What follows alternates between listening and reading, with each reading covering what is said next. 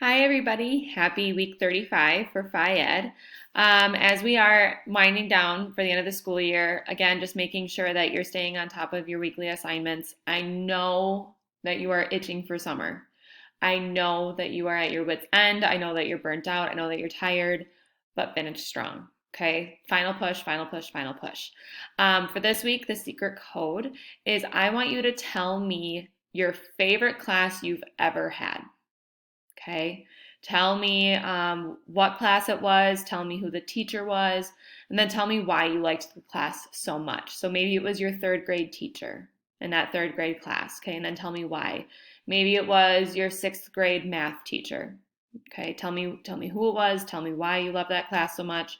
But I want you to tell me what your favorite class has ever been. And that's the secret code for this week.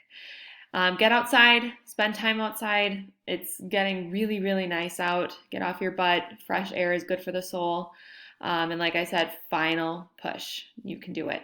If you have any questions, as always, let me know. Otherwise, have a good week. Bye.